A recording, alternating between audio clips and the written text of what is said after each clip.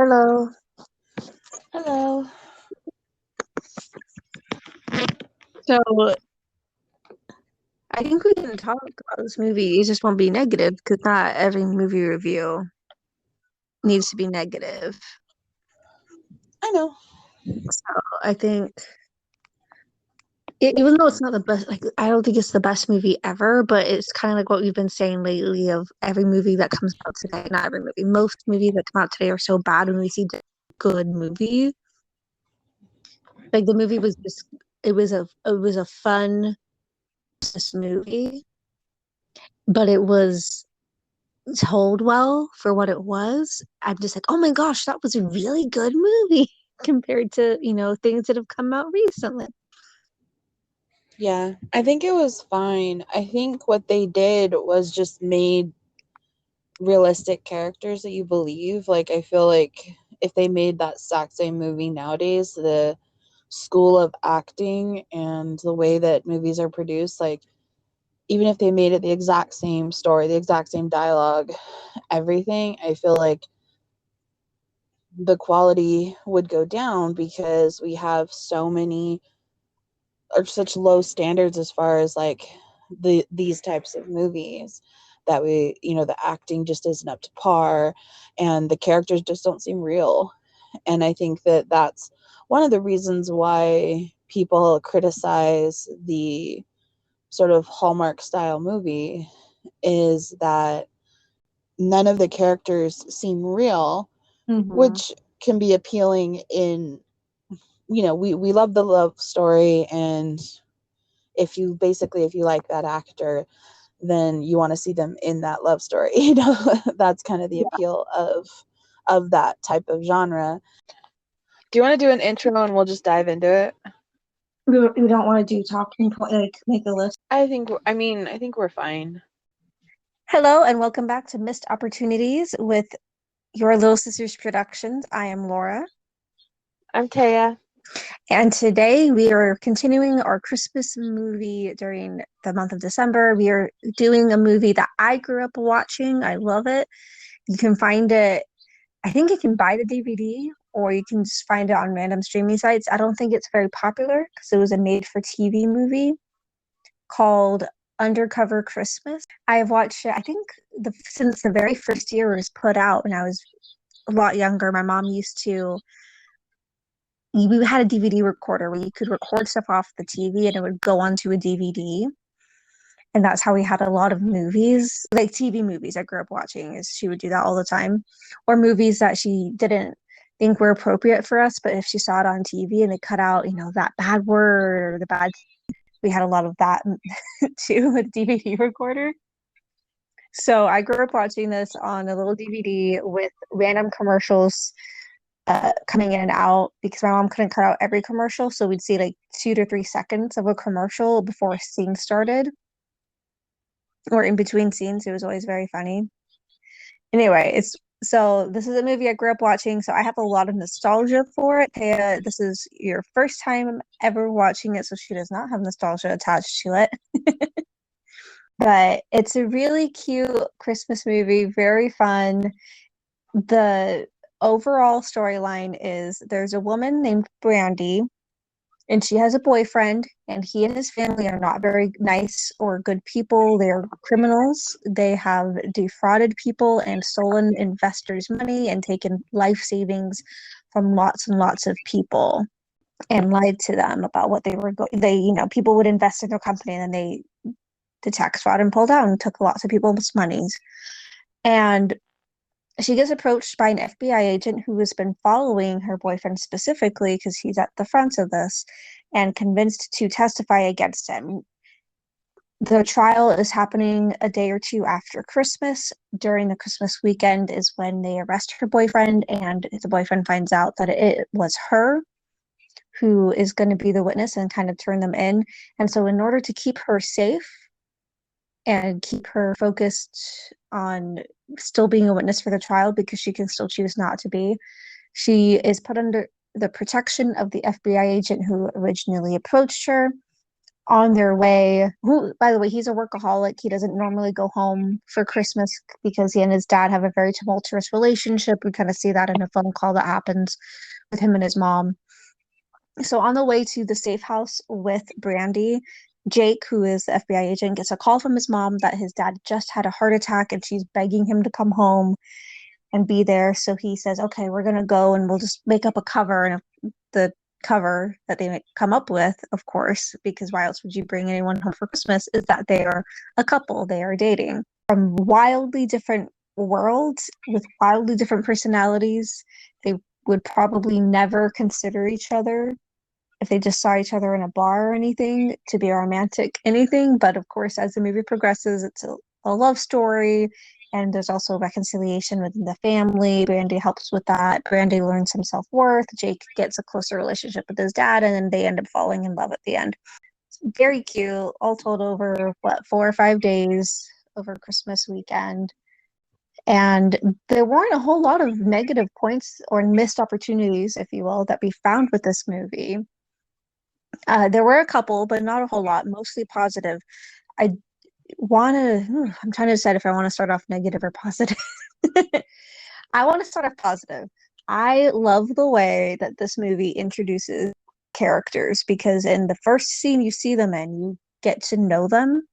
It's just done really well. You get a sense of who they are, you get a sense of their personality, you can get a sense of how they're all going to interact and get along with each other and some things that they can grow toward. With Brandy, she is working as a cocktail waitress, and you see her the very first scene, she's serving a table where her boyfriend is at, and you see that he's not very nice to her necessarily. He doesn't really respect her or her job, but she believes him when he says he's going to take her home to his family for Christmas, and then he breaks her heart over that.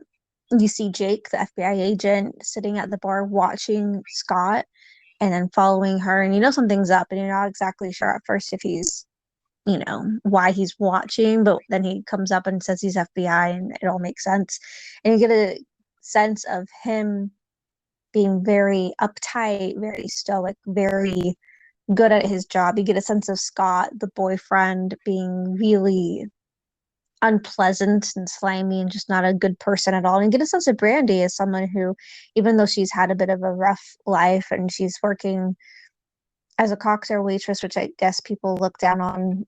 I'm not sure why, but maybe Taya can tell me why. Is it just because the only thing she serves is alcohol?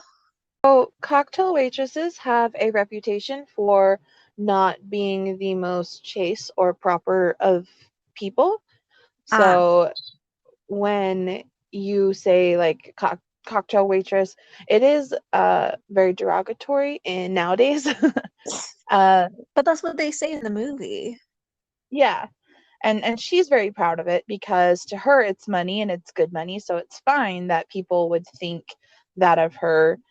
Whereas his family being thought of that way is, very insulting. I see. So I didn't understand my whole life growing up why it was such an insult to be called a cocktail when they heard she was a cocktail waitress specifically, not just a waitress. But so I guess that adds to her character introduction. She's in this job, It's but you can kind see her innocence in that she believes her boyfriend Scott, even though last year he did the exact same thing, said he was going to invite her, and then like the day or two before said, no, never mind. Like, do you really think I'd invite you home, you of all people, kind of a thing? And she still stuck around with him. So it shows her self-worth and also shows her innocence and her wanting to be a part of a family unit. She also takes a phone call, not at the very first scene we meet her, but maybe the second, I think it is. She takes a phone call from her mom, and you can see that there's a tumultuous relationship between her and her mom's family. You meet the parents early on, and they do a really good scene of setting up the dad not being very happy with the choices that his son has made to be in the FBI and to not promote more and get more money and be more, use his ambition, I guess, live up to his potential. He says that quite a few times in the movie. And the mom just really wants her son to come home.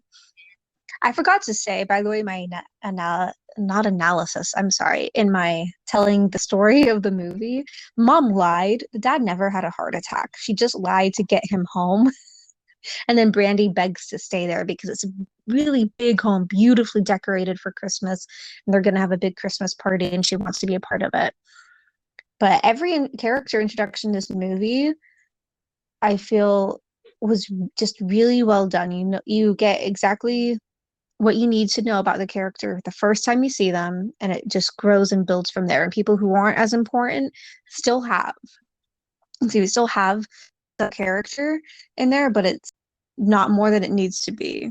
You know, everyone has their place and everyone is introduced really well. I just really appreciated that. We have Jake's sister's husband, which would be Jake's brother-in-law, and then his little niece, Ashley, which I know Taya wanted to talk about. Yes. His 13-year-old.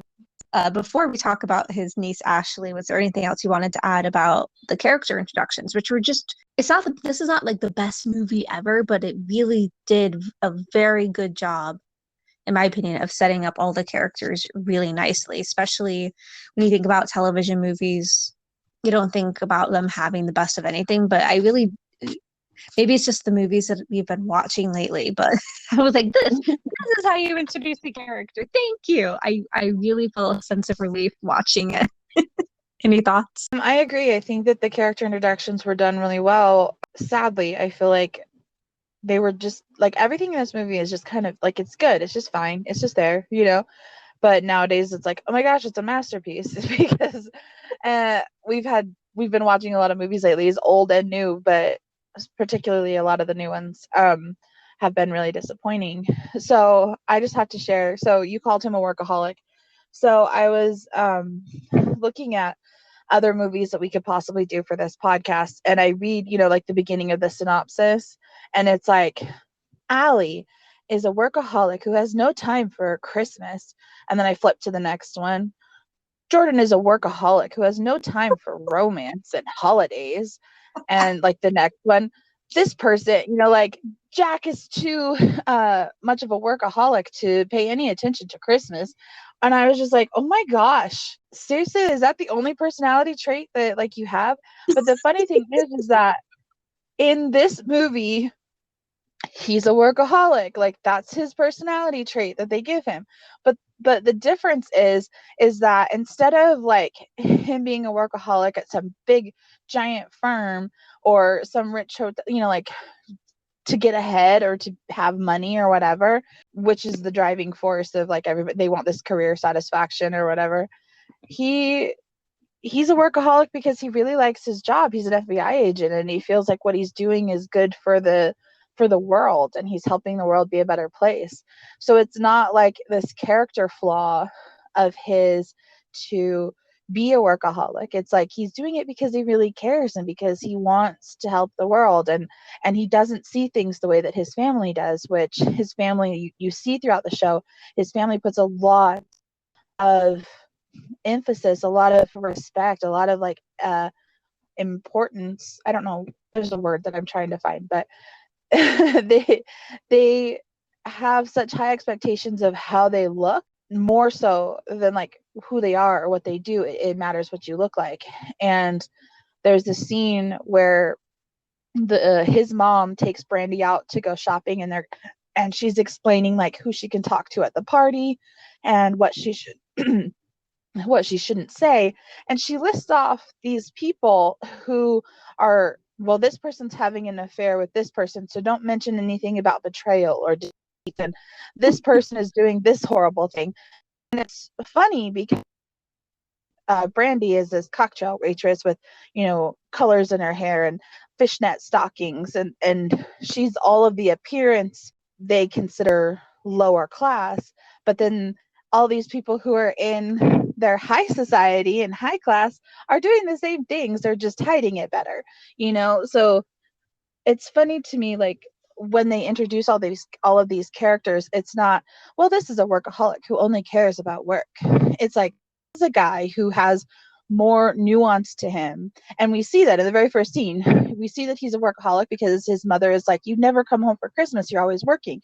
And then you see that he's not doing it for the money because his dad immediately says that he's not living up to his potential and he could be better.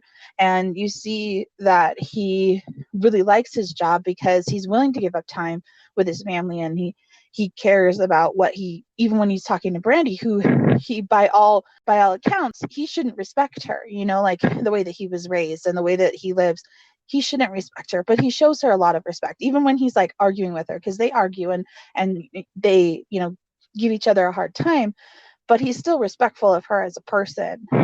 And you see that right off the bat, that this isn't just some workaholic cookie cutter character. He actually has nuance. And in one scene, in one conversation, they set that up. And the same with her. She's the dumb cocktail waitress who doesn't get a lot of respect from men, and she's okay with men disrespecting her in public as long as her boss doesn't see, so she doesn't get in trouble. But then she goes back behind the bar and she's talking to her friend and she's like, no, we're really going to his home for Christmas. He promised this year that I was going to get to be with his family for Christmas and his parent and meet his parents and stuff. And her friend is like, oh sweetie, like, you're dreaming if you think this is true. And so she isn't some cookie cutter character that is just a cocktail waitress. She also has dreams and hopes to have a better family, and she really puts her faith in people, and she really wants to be a part of a family. And again, all that happens very early on when we're introduced to each individual character. And even the father, who's this judgmental rich person, he has nuances to him. The sister has nuances to her. Like, they all had more to their character than just what was in the blurb about a movie on Netflix or or Hallmark or wherever. They all had more to them than that. And I think that's what we're kind of missing in today's mentality of, put out more. We have to put out at least 25 Christmas movies every single year. That, that quantity over quality issue. Whereas this was a made for TV movie. It was meant to be bad. It was meant to be just something to have on TV for the network. It wasn't a big blockbuster film, but it still had nuances, and it still had character development and growth. And if you're going to cookie cutter something, cookie cutter like nuances and well-rounded characters and whole characters, that'd be great. So that's what I want to say about that. So in the movie, I mentioned he has a niece who's 13 years old named Ashley. Taya really wanted to talk about this, so I'm gonna let her go off first on this, and then I'll join in if I have anything to add. Okay, so he has this niece, and her character arc and story is that, so her mom is a lawyer and her dad is a psychologist. And so I think he's like a child psychologist too. He is a child Um, psychologist. He has a book out, and he is a personality on local television. So they keep saying he's semi-famous. yeah, like I can't believe he's semi-famous, and that that's his whole thing. But he's like an endearing dad or whatever. And the mom, Jake's sister, she's a lawyer, but her dad keeps hinting that she needs to stay home with her kid, and won't acknowledge the accomplishments that she's made in the firm, of being a lawyer. And so this kid is just kind of lost in the middle, and she's a brat. She's a ridiculously horrible brat, and I wanted to smack her the entire time. Um, so there's a scene, the first scene you see her and she's nice, and Jake is very enamored with her, and so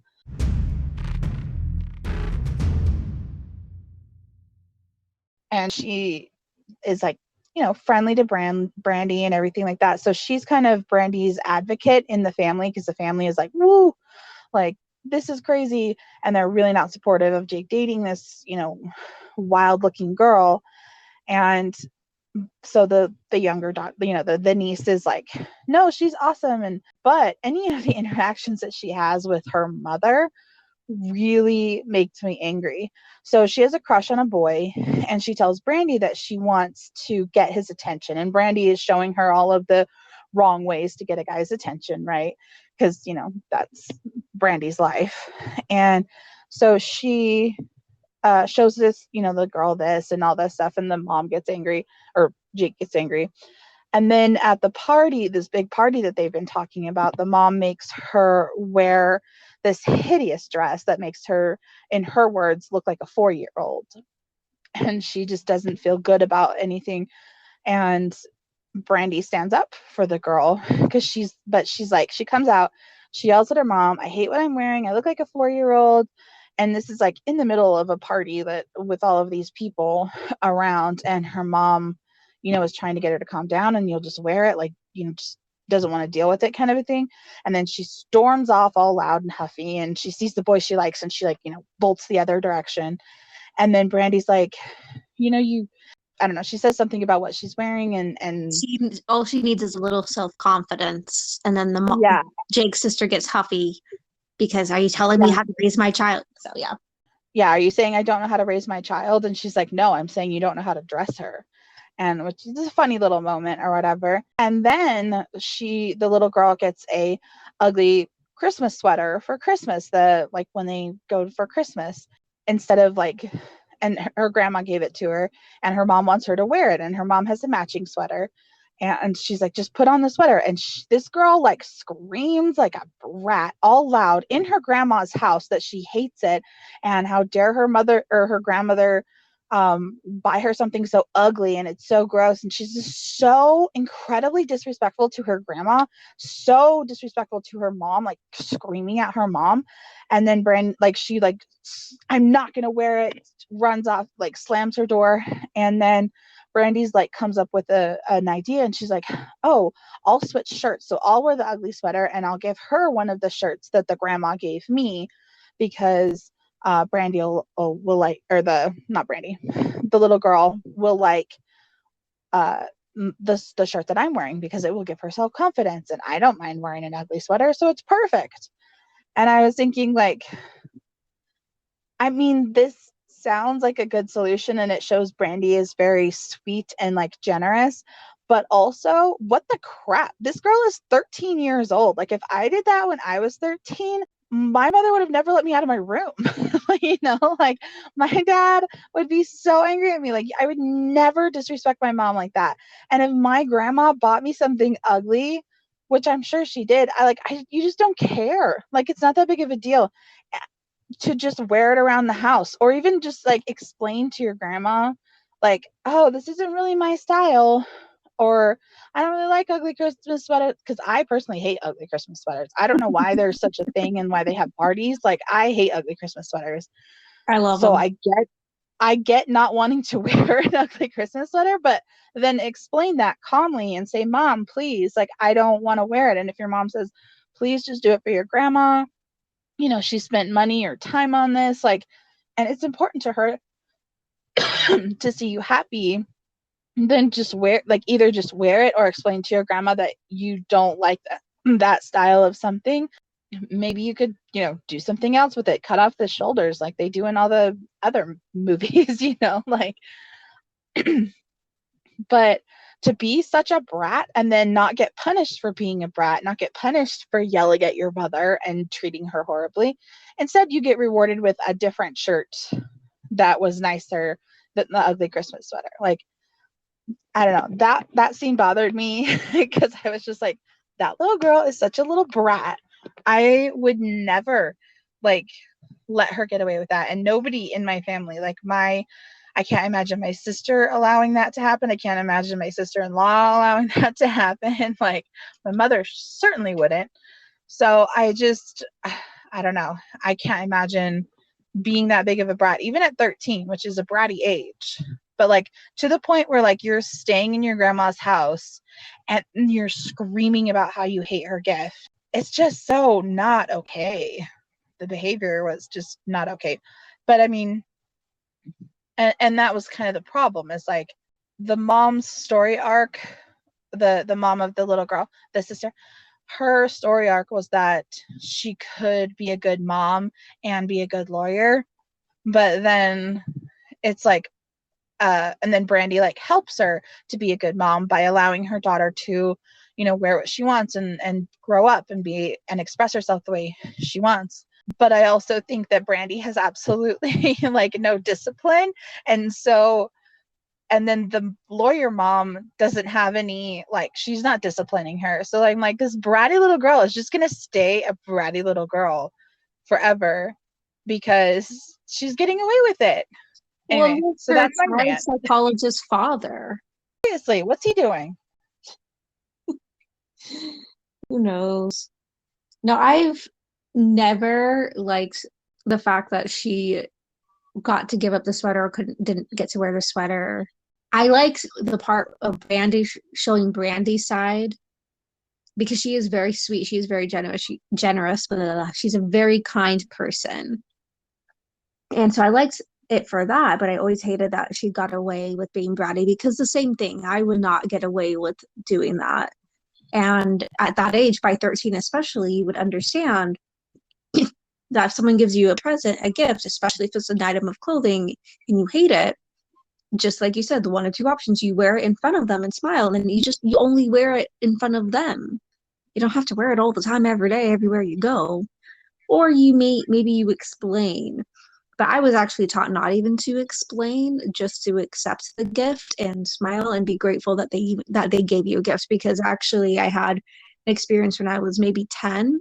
Some friends gave me a gift that I couldn't use because my dad was very, very, very highly allergic to any sort of scents. We couldn't have scented lotion, we couldn't have scented perfume, no scented candles, nothing. Nothing at all like that. And they gave me a bunch of perfume for my birthday, which was very sweet of them because, they went out and used their money and picked out a scent for me and everything. But me being the 10-year-old was like, oh, well, I can't use this. And I told them that as they gave it to me. I opened it, I'm like, oh, well, I can't use this, which is very thoughtless of me. My mom gave me a very stern, kind, but very stern lecture. And ever since then, there was one more instance where I was a brat because someone gave me a book, but it was like the second book in the series, and I couldn't find the first book in the series. And I was like, well, no, I can't read it. And they were sad. But I wasn't meaning to. I was more. Well, and I think in that situation, it's to do with tact. And that's the Yeah. problem is like, you can explain, like, I don't think she should have told her grandma, well, this is ugly, I hate it. Like, you know what I mean? Like, but saying tactfully, like, well, this really isn't my cup of tea, but you know what? It's Christmas. I'll wear it for you, grandma. But that way the grandma knows, like, not to get it for her next year. I was taught to find something good, and I was very easy to please. Like, even though I hate ugly sweaters, like, if my grandma had got me an ugly sweater, I'd been like, whatever, like, I was very easy to please. But what I was always taught was like to find something that you like about it. And I remember my mom got me and my sister a pair of these like robes that you zip them up. Like they had the little hood and little arms, and then you like zipped them up like after you get out of the shower. Well, I have like this textural issue with soft things getting wet. So I actually hate those robes like a lot.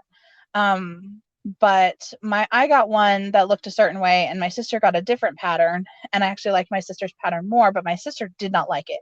And I remember her telling me, and I was like, why don't you like it? And she's like, because it's ugly.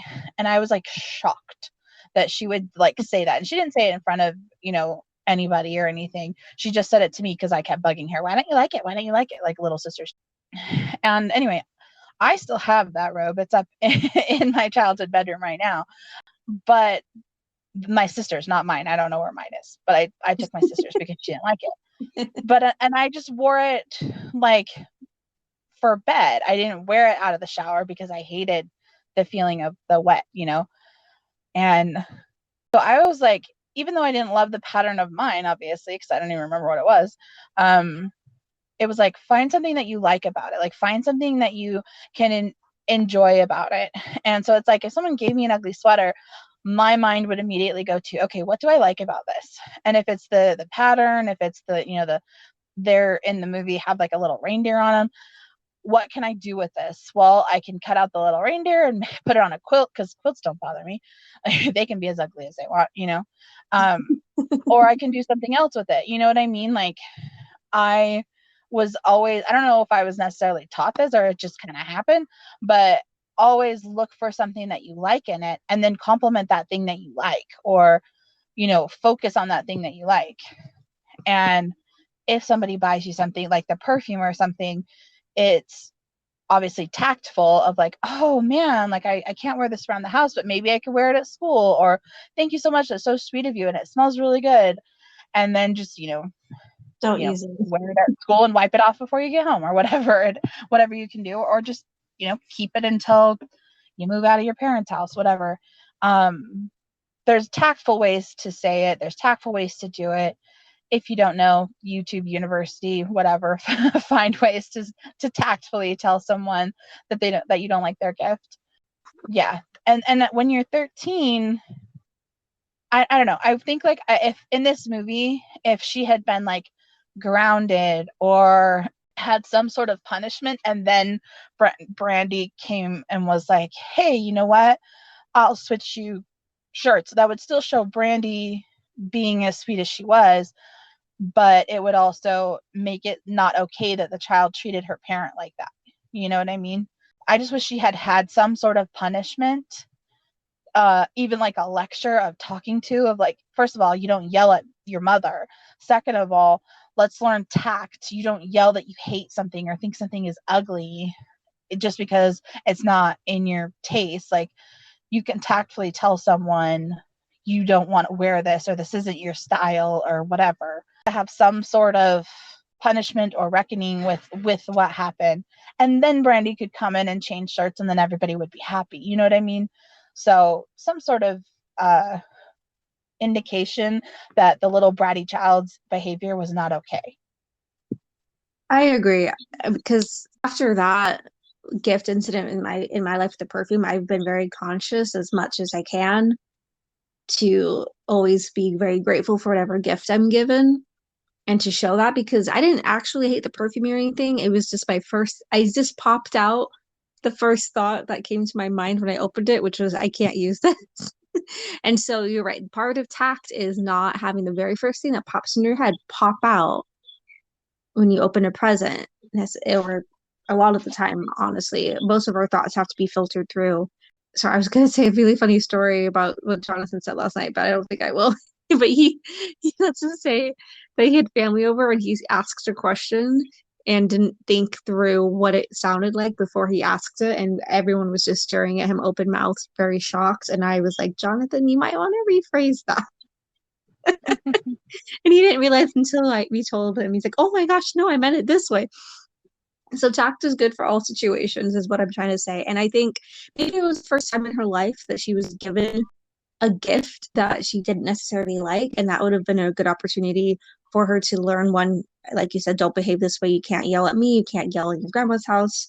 To be grateful for the gift she's given it, and or three, tact to say it. But I think she was also very sensitive from the incident, because I agree. While I don't agree with her method, I agree with what the little girl said. The dress they put her in did make her look, it was something I would put my 4-year-old daughter in. I would not ever put a 13-year-old girl in the dress that she was wearing. I wouldn't put anyone beyond the age of 8 or 9 in that dress, I don't think. But I don't agree with the way she treated her mother or talked to her mother, especially at the party in front of people. And the fact that she didn't get in trouble for that in the first place. Maybe if she had gotten in trouble for that in the first place, she would have reacted differently to getting I think it was a moose sweater. Yeah, it was a moose. Yeah, the moose sweater, which I actually, as far as ugly sweaters go, it was not bad. It was a green sweater, and then it had a moose head on it, and hanging off the moose antlers were some jingle bells. As far as ugly sweaters go, that's fairly tame and cute. Well, now ugly sweaters are like a thing, so they go all out, I feel like. So maybe it's just because I like ugly sweaters, and I actually was with Jonathan when he bought an ugly sweater that he won an ugly sweater contest with. Nice. But the funniest ugly sweater I've ever seen was someone said to see the ugly sweater, look here with an arrow, and then there was a mirror on their stomach. And so you look in the mirror and it's you. And I was like, that's really funny, but also really insulting. And I thought it was funny, and I can laugh at myself like that, but I think you have to know who you're going to be at the party with before you wear a sweater like that. Because there are some people who definitely would not take it the funny way I did. I've been single for a really long time, so I've been to a lot of ugly sweater parties, and let me tell you, they're all ugly. No one looks good in them. Like, and they're itchy. I don't understand how people can handle the itchiness of them. Maybe I just have a lot of like textural sensitivities or something. Like, I don't know, sensory issues maybe, because I really hate the texture of like ugly sweaters, like the classic ugly sweaters, or even the like regular sweaters that people just put ugly stuff on. Like, I really just don't like them, and I don't like the look of them. So I have a hoodie that has the alien toys from Toy Story that have Santa hats on them, and I'm like, this is my ugly sweater. Like, that's typically what I wear. Or like, just any, like, I don't know. It's not my jam. I don't like ugly sweaters. So I understand the girl's problem, and I do agree that she looked way too young in that. But I feel like by the time you're 13, you really should be dressing yourself. Yes. Maybe not. I don't know. I was definitely dressing myself at 13. Well, dress yourself So, with your parents' standards, of course. Don't go out looking like if she had come down and mimicked the way Brandy looked the first time they met Brandy. Brandy was definitely in a very adult outfit, yeah. very attention grabbing for all the wrong reasons outfit. And so if maybe she had said, "This is what I want to wear to the party," and they went the opposite way and pulled that out of the closet, and then, and it was the 4-year-old looking dress, and then maybe Brandy could come in. This could have been the moment. She wants to wear something kind of hoochie looking.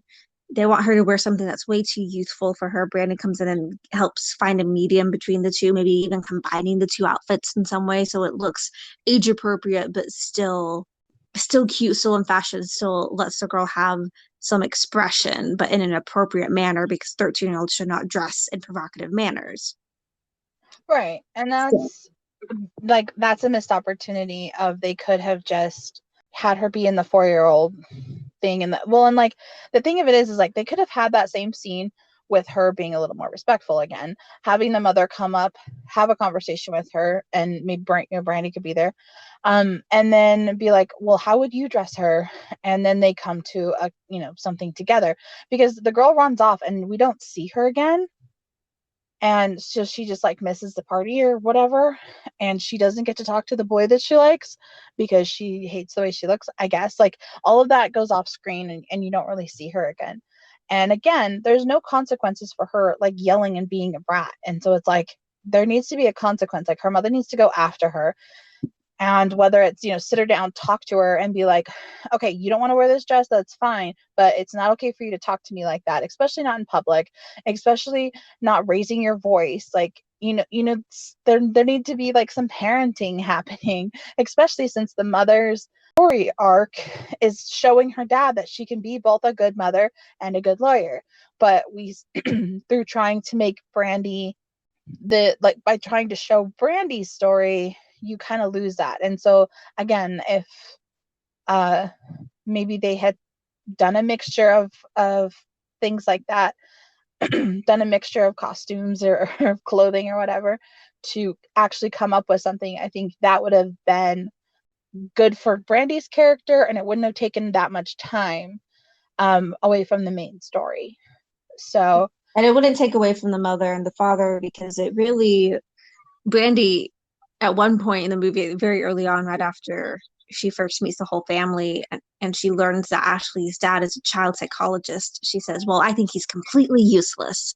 But we don't ever see him interacting with Ashley as to why Brandy thinks he's useless. We see the way Ashley acts, and it's a brat, and she acts that way toward her mom, but we don't ever see the dad step in. So either he's a child psychologist who doesn't really have a hand in raising his own child, and he's useless in that way, or he is bad at what he does, and whatever he does is having the opposite effect on her. Or she behaves really well for her dad and she does not behave well for her mom, which again goes back to going against her whole character story arc of her dad realizing that his daughter can be a lawyer and be a mom to their child, especially because their child is in school. So and they only have the one child. So if she were a stay-at-home mom, she'd drop her off at school, go home, be home, do some grocery shopping, some cleaning, pick up her child, and then just be there in the evening. But right now, what she probably does is drop her child off at school, work, and then be with her child in the evening. It's not as though she's missing out on a whole lot of child and her bonding time necessarily, since she is in school, I would assume. Well, and that's not to say that being a stay-at-home housewife is a bad thing, Oh no, or I'm stay at that, home housewife. No, it's not a bad thing at all. I'm just well, I mean, like, saying the even whole when thing your is to kids be are, home alone. even when even when your kids are at school, like being a stay-at-home housewife, cleaning, like maintaining a house takes a lot, and that's fine. But again, like, your point is that she's not bonding with the kid, like even if That's she the stayed point. She'd home, be at home yeah, alone. like even if she stayed home and just did the work, because it is work to be a housewife, to run a home and to do those kind of things, to run a home properly, that does take a lot of work. But if you want to pay somebody else to do that type of work while you are doing, the lawyery thing, and then spending your evenings with the kid, you get the same amount of time with the kid. Yeah, that was my point. So I am a stay-at-home housewife and mom. I hope I do a good job at it, or at least I hope I do. So no knocks to that. It was just the fact that while she's at school, she'd just be home alone, or she could be at work.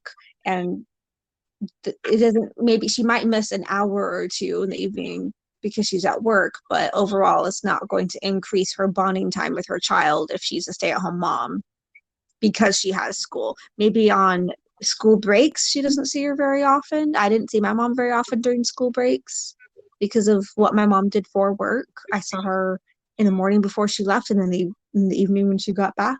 So I understand that struggle. But yeah, Well, I and want to clarify. I I'm mean, not insulting any stay-at-home anyone because I am there and I spend all day with my kids. And my kids are little, so I spend the whole day with them because they're not in school. right, but yeah, even house even being a housewife without children is work, and I understand that, and you understand that. But if she wanted to be a lawyer and a good mom, and that was the whole point of her character arc, I wish we had seen more parenting from her. um I think that's pretty much it as far as that goes. If you have anything else to add about her being a brat, then go ahead, or otherwise we can go to the next point. No, yeah, I thought that was silly of them to have that be her story arc and then have her have that relationship without a real resolution at the end, is all I'll say on that. Because they did so well at everything else. But because they didn't do so well at that, it really stands out amongst everything else. The Yeah. next point that we had, I'm actually forgetting. We had two that were negative, and Ashley being a brat was one. Oh, I remember the second one now.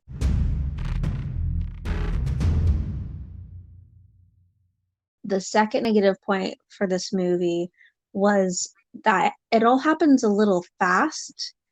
I feel as though there needed to be one more day over the weekend, over the course of the weekend, because they don't give us exact dates. They just say it's Christmas weekend and then, you'll be back in time for the trial and whatnot.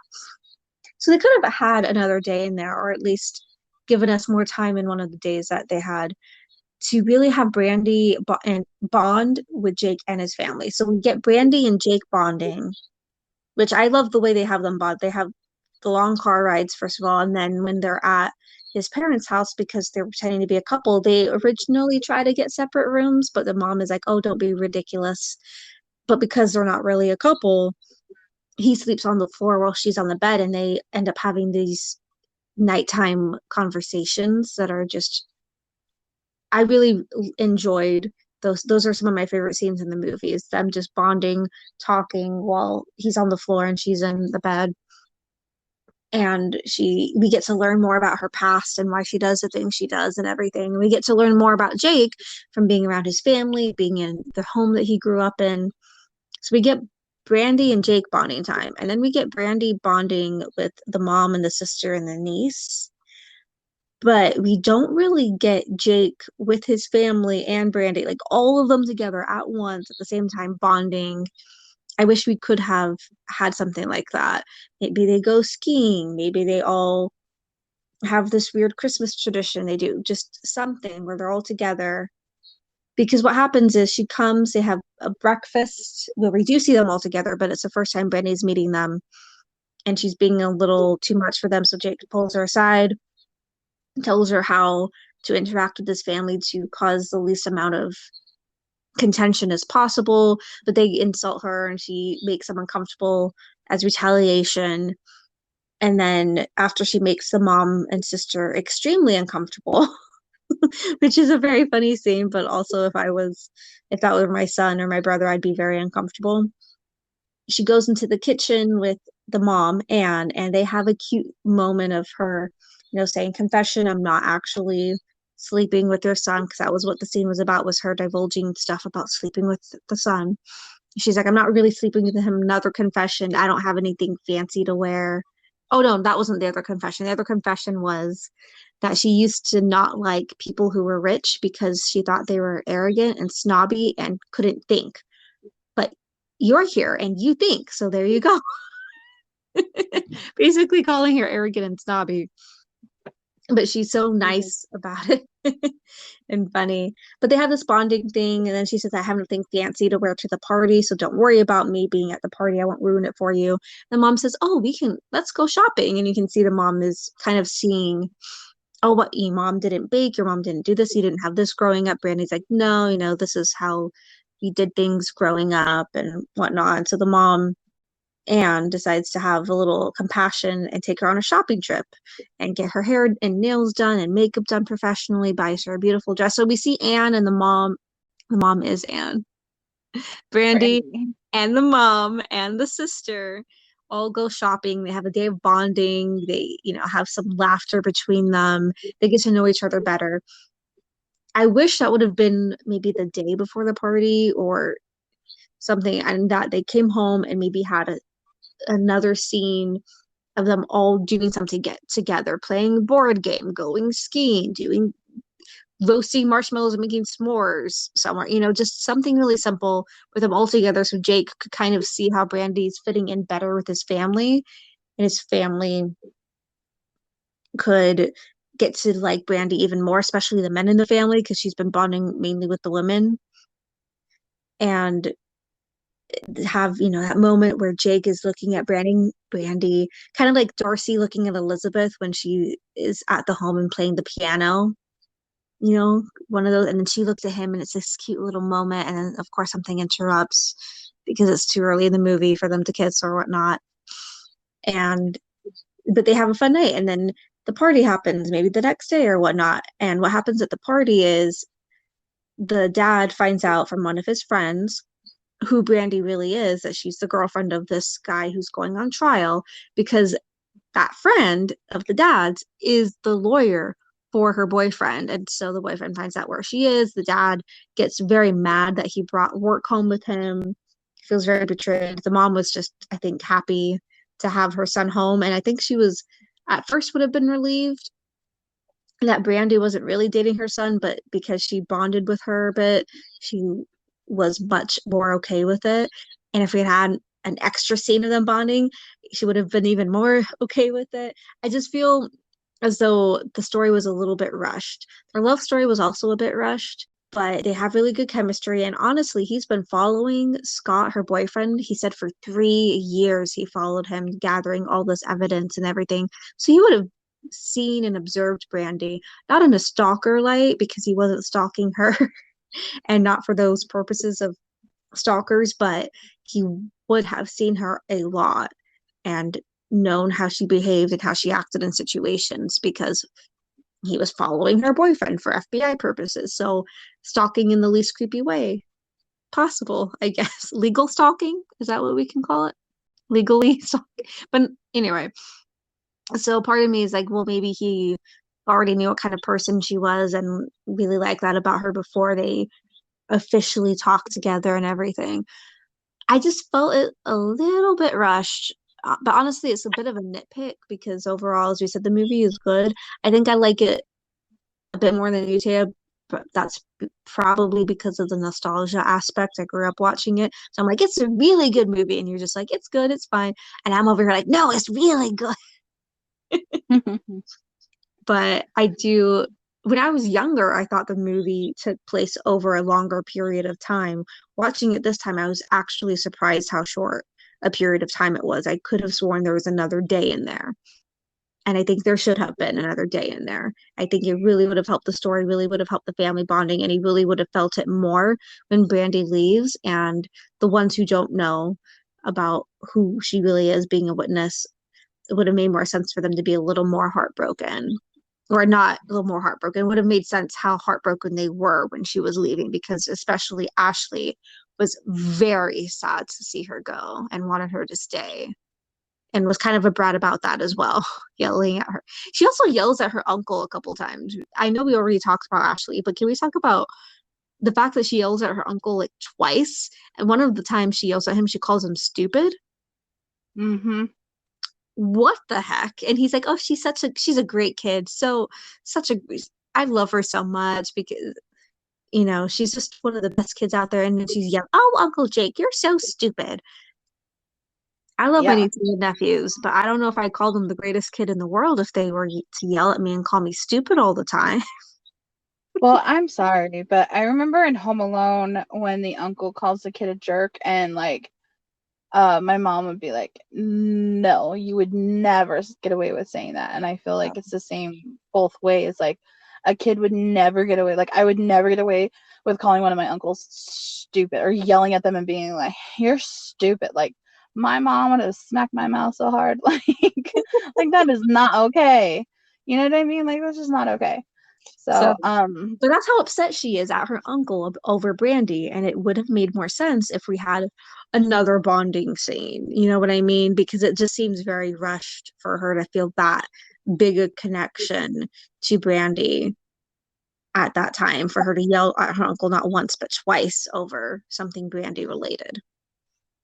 well, and I think one of the other things that I noticed, because the scene where she's making them feel inappropriate, immediately the next scene is them in the kitchen, and she's like, well, you can sift flour for me, and she's like, I don't know how to sift flour, and she's like, okay, well, you can do this. She's like, I don't know how. And the mom just sort of like switches on a light, like she completely does a 180 in that scene. And it doesn't really explain any like why they decided to bond. You know what I mean? Like they have no reason to bond, and then they just do. And then the sister gives Brandy a bunch of Christmas presents, and they all give her Christmas presents, which was another scene that was kind of a missed opportunity for. That's a scene with the entire family and Jake and her, and so you could have had that moment there. But the reason that the sister gives of why she bought Christmas presents, she's like, well, at first I thought you were just a gold digger, basically is what she's saying. Like you came in here acting like you had won a prize, or whatever, he was a trophy, and I didn't like that about you. But then I saw him look at you, and I saw you guys together, and I realized what type of person you were. But the sister wasn't there in the kitchen. Like the sister didn't, she never had a moment of seeing Jake and Brandy fall in love. They should have had a moment, and the family witnessed that moment. Like you were saying with the Darcy thing, that should have happened, and then the kitchen scene. Like it should have been her insulting the family, because that's funny, and that's what and then the two of them, like her explaining why she did it, and then the next day, hey, like let's do this thing, and then they have some bonding moment that the family witnesses and realizes, hey, maybe she likes him, and for him, not just for his money. And then they have that night, because the kitchen scene takes place at night because they can't sleep, and that scene would then make sense. Like it could go off exactly the same way, and it would make more sense. And then the Christmas scene where they're giving her a bunch of Christmas presents would have made more sense. But I feel like because they just go from her insulting them, Jake explains that he can't insult them, to, oh, I can't sleep, help me. And then the mom is like, oh, well, I feel sorry for you, so I'm going to bond with you. And then the sister going out and shopping with them and bonding with them, but she's not seeing Brandy with Jake. She doesn't see it. So that was kind of a little missed opportunity, a little plot hole that I found. Running out of time here, so I think, just to sum up, this is a good, fun movie. You can find it on YouTube, and again, little girls being a brat and love stories being rushed, really not bad things compared to like the stuff that we normally talk about on the show. And so I would definitely recommend it. It's fun, it's cute, and it's, you know, it's a made for TV movie, so it is what you expect, but I also think that it's a well told story. And you know, we would obviously change a few things, a little nitpick here, and parenting little parenting, little more of their bonding with the whole family, being able to witness them bonding, um, would have added to it. But I don't think that it's in any way like a bad movie. So that is my take on Undercover Christmas, which is on YouTube. What are your final thoughts, Laura? In the kitchen scene with the mom and Brandy, the one part that I've always admired and where I think that an extra scene before the kitchen scene would have helped even more because it's already impactful and I love it, is when Brandy says, or asks her, excuse me, how do you become the person that everyone relies on? And the mom says, you know, she doesn't really answer it. She says, you know, most people don't recognize that it takes a lot of hard work and that goes unseen. And most people don't recognize that I'm the one who's really doing everything around the house. So thank you for noticing. And I think that would have been done so much better or more impactful, like I said, if we had a bonding scene before that and you could add in the mom doing something and everyone around is, you know, oh, that's normal, not really paying attention, blah, blah, blah. But Brandy sees how hard the mom is working to make sure everybody else has a good time, that it goes smoothly for them, and that it's a fun Christmas memory while she's working so hard. And then you have that kitchen scene, and that could really be why she decides to go shopping with Brandy and bond with her because she's like, oh my goodness, someone is recognizing the effort and the hard work I'm putting into and she's acknowledging it. She can't be all that bad. And that's always what I took from the scene was she was recognizing that the mom was the heart of the family and was working really hard. And she heard about Brandy's own experience with her mom, who Brandy does make up with her mom by the end of the movie. That's also part of her character arc, in case you're wondering. It's a happy ending. But she hears about her a little bit about her experiences growing up. And so it's kind of a twofold of I want to give her a little something that she didn't really get growing up and also thank her for acknowledging that.